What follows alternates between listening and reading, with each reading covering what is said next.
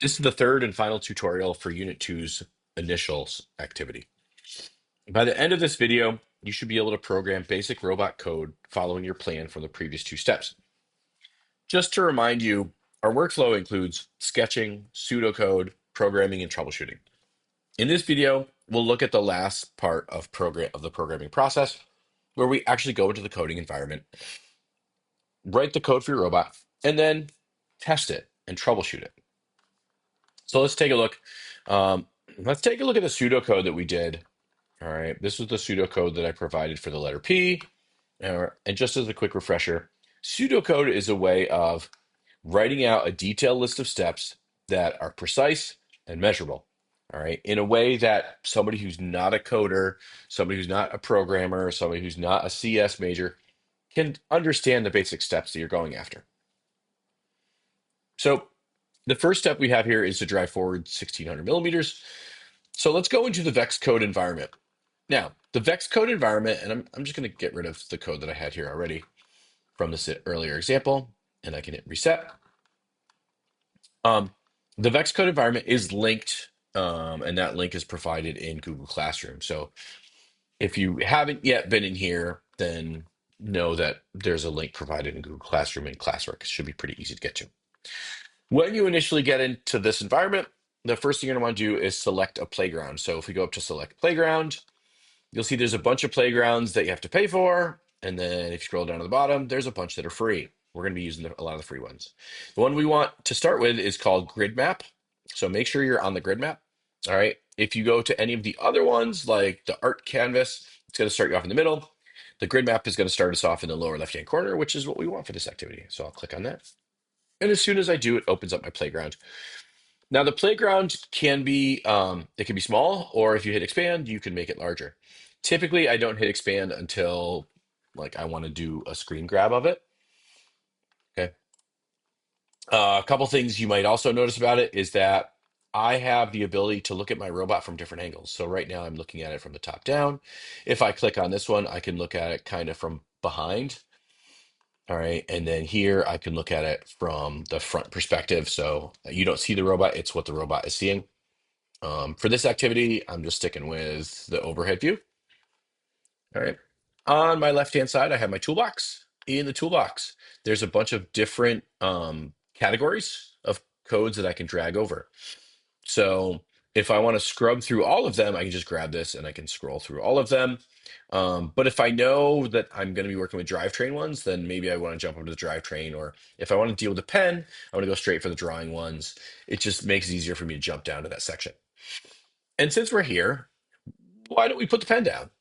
So if we just set the pen down right now, the pen color, the default, I'm pretty sure is black. So let's set a pen color. So I'm going to go to set pen color and I'm going to drag that over. And then if I double click inside of this, I'm sorry, single click, um, you can change the color. All right. So let's maybe go all the way red, all the way blue, all the way green, gives us white. So we can play around with some different colors here. Okay, you can make it whatever color you want. All right, in my case, I'm going to go with red. All right, with full opacity. If I want it a little transparent, I can drag it down. Okay, but in this case, I'm going to go full red, 255. All right, and the reason I'm doing that is so it makes it easier for you guys to see. Next thing I'm going to do is I'm going to set my pen down. So where it says move pen, all right, I can come in here and I can have it up so it's not writing or down so it's writing. So I'm going to move it down. That way it's going to start writing as soon as I start moving. So now that that's done, because again, we didn't have that in our initial code. We didn't really think about that, although we did talk about it a little bit. Okay, so now I'm going to go back to my pseudocode and let's see what we at or where we're at. So the first line, it says drive forward 1600 millimeters and then turn right 90 degrees. So let's go back in here. That's going to be a drivetrain command, right? We're driving forward. I don't want to just drive forward indefinitely. All right, I want to be both precise and measurable. So I'm going to drive forward in this case, and this says drive 4, which means I can put in how far I want it to go. So I'm going to select the 200 and I'm going to change that to 1600 millimeters. And what I can do is I can just test it. So I can press the play button, and what it's going to do is going to scrub through my code, and you can see it's drawing a line. and it's stopping. Okay, where did it stop? Well, it stopped 1600 millimeters. Cool. So I can hit stop, and if I hit the little refresh button down here, it will bring me back and reset my screen. So we said the next thing we want to do is we want to turn right. Again, I don't want to turn right indefinitely. I wanted to turn right for a specific distance, right? So again, precise and measurable. So we'll drag this in, drop it. I'm turning right for 90 degrees. So again, I can press play.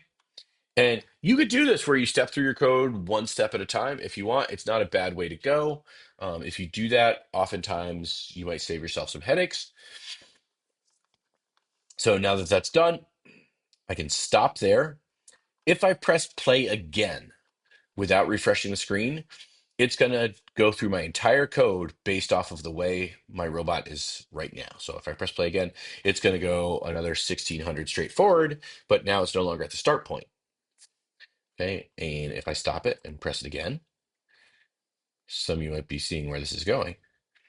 And then I stop it and press it again. Oh, look, I got a square. Did I want a square? No, so I'm going to refresh my screen. So I reset it. All right. So we did step 1 and step 2 of our pseudocode. Let's go back in here. Okay, step 3 was drive forward 800, turn 90 degrees, then drive forward 800, turn 90 degrees, then drive forward 800. Huh, I see some repetition. So guess what? I'm going to drive and I'm going to turn right. If I right click on here, I can hit duplicate, and then I can drop this set of blocks in here, and then I can right click and duplicate again and drop those blocks in here. So what am I doing? Drive, turn, drive, turn, drive, turn, drive, turn. Now the first one was 1690 degrees. The next one we said was 800, then 90 degrees, then 800, then 90 degrees, then I'm not sure. Oh yeah, 800. Okay.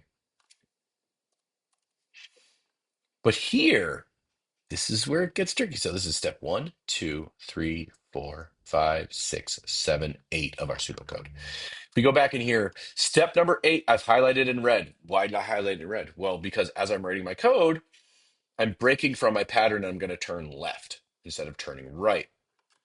So can you highlight yours red when you have things like that? Yeah, sure, why not? So instead of turning right, I'm going to click here and change it to turn left. After that, I'm going to drive forward. So I could go up here and drag this in, or I can right click and duplicate there. It's up to you. Okay, how far am I driving forward? Not sure. Let's take a look at our code. Oh, we said 800 millimeters. Cool. So now we'll change that to 800. All right. Now, incidentally, 800 is half of 1600.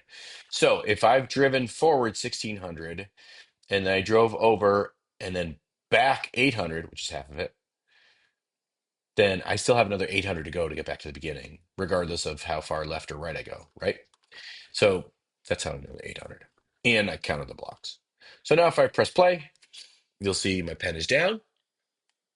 Okay. And notice how it flashes the code as it's executing each step. All right. And there we go. So now we're done. Now, why isn't my timer stopping? Well, the timer doesn't stop because the code hasn't been told to stop. So if I go down to logic,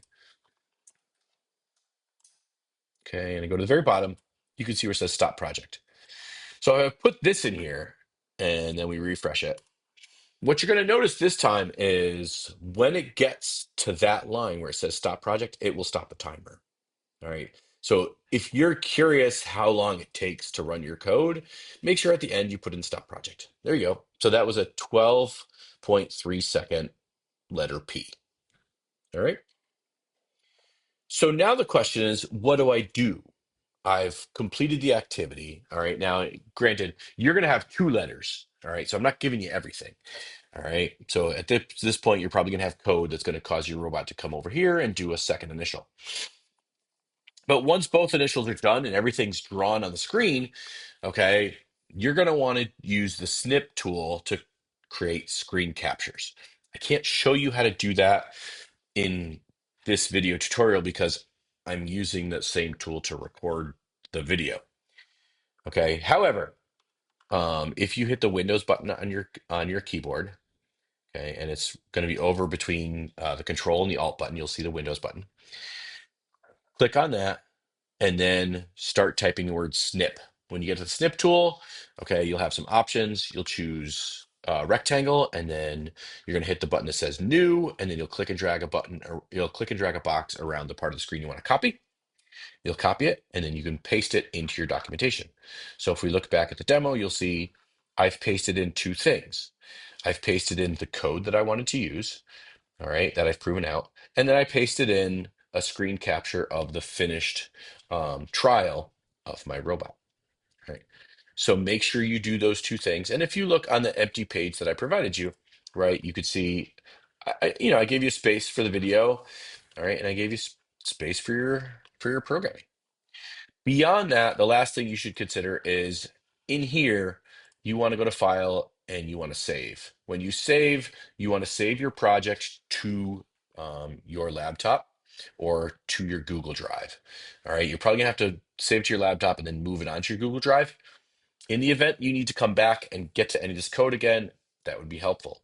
In addition, if you save code and you just call everything a VEX Code project, you're never going to know what you're saving.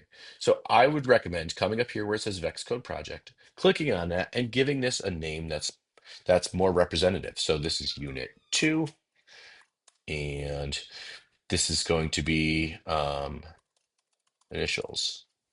Okay. So then when I save it, you'll notice it's going to ask me to save it initially. So I could save this to my documents or my downloads, and then I can push it up to my Google Drive after that. You'll also notice that once I do that, it changes the name up here. All right. So I would strongly recommend you do that for everything you do. That way, if you need to find it, like if maybe you didn't turn it in, okay, you need to get back to it, okay, or maybe you got halfway through it in a class and you need to go back to it. All right. Having descriptive names and places to save stuff, that's a key skill. All right. Well, good luck. All right. And we'll move on to the next activity shortly.